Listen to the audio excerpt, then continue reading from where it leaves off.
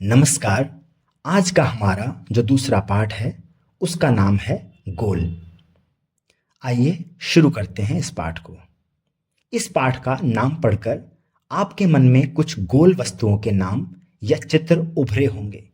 गोल गेंद, गोल रोटी, गोल चंद्रमा आदि। लेकिन यह पाठ एक विशेष प्रकार के गोल और उसे करने वाले के बारे में है। यह पाठ एक प्रसिद्ध खिलाड़ी के संस्मरण का एक अंश है।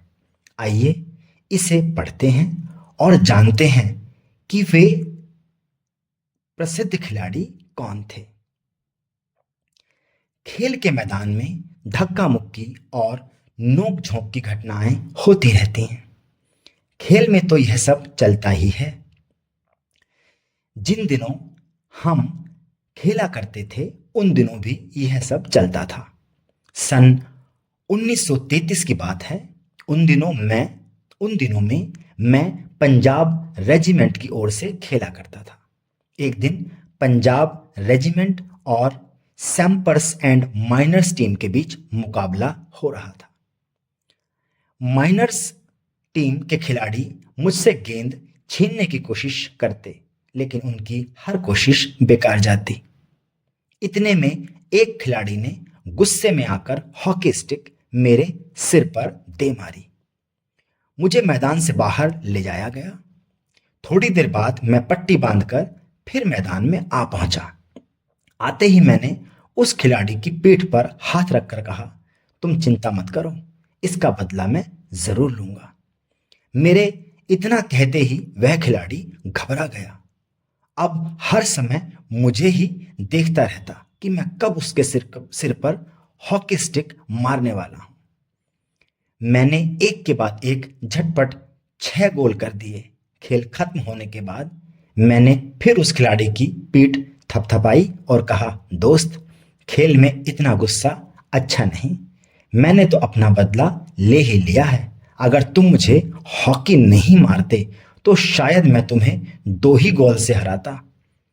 वह खिलाड़ी सचमुच बड़ा शर्मिंदा हुआ।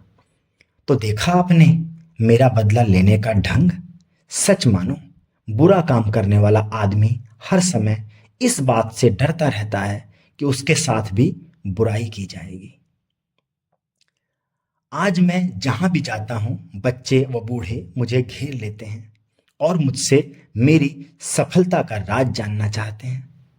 मेरे पास सफलता का कोई गुरुमंत्र तो है नहीं। हर किसी से यही कहता कि लगन, साधना और खेल भावना ही सफलता के सबसे बड़े मंत्र हैं। मेरा जन्म सन 1904 में प्रयाग में एक साधारण परिवार में हुआ।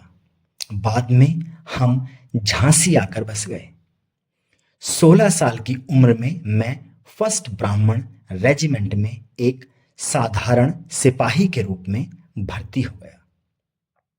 मेरी रेजिमेंट का हॉकी खेल में काफी नाम था, पर खेल में मेरी कोई दिलचस्पी नहीं थी। उस समय हमारी रेजिमेंट के सूबेदार मेजर तिवारी थे। वे बार बार मुझे हॉकी खेलने के लिए कहते। हमारी छावनी में हॉकी खेलने का कोई निश्चित समय नहीं था। सैनिक जब चाहे मैदान में पहुंच जाते और अभ्यास शुरू कर देते। उस समय तक मैं एक नौसिखिया खिलाड़ी था। जैसे जैसे मेरे खेल में निखार आता गया, वैसे वैसे मुझे तरक्की भी मिलती गई।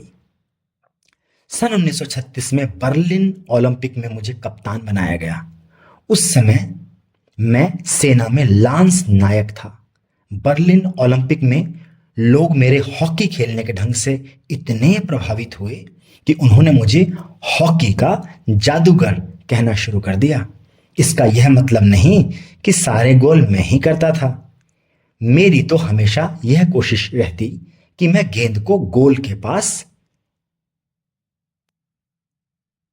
ले जाकर अपने किसी साथी खिलाड़ी को दे दूं, ताकि उसे गोल करने का श्रेय मिल जाए। अपनी इसी खेल भावना के कारण मैंने दुनिया के खेल प्रेमियों का दिल जीत लिया। बर्लिन ओलंपिक में हमें स्वर्ण पदक मिला। खेलते समय मैं हमेशा इस बात का ध्यान रखता था कि हार या जीत मेरी नहीं, बल्कि पूरे देश की है। द्वारा मेजर ध्यानचंद। लेखक से परिचय। यदि कोई खिलाड़ी अपनी आत्मकथा का नाम गोल रखे तो इस नाम को पढ़कर इतना तो तुरंत समझ में आ जाता है कि उसे खेल से कितना प्यार रहा होगा। जी हाँ, वे अमर खिलाड़ी हैं, हॉकी के जादूगर कहे जाने वाले मेजर ध्यानचंद। इतने महान कि भारत उनके जन्म को राष्ट्रीय खेल दिवस के रूप में मनाता है, जिससे लाखों भारतवासी उनके जीवन से प्रेरणा ले सकें। इतने महान खिलाड़ी की भारत का सर्वोच्च खेल पुरस्कार खेल रत्न उनके नाम पर दिया जाता है। धन्यवाद।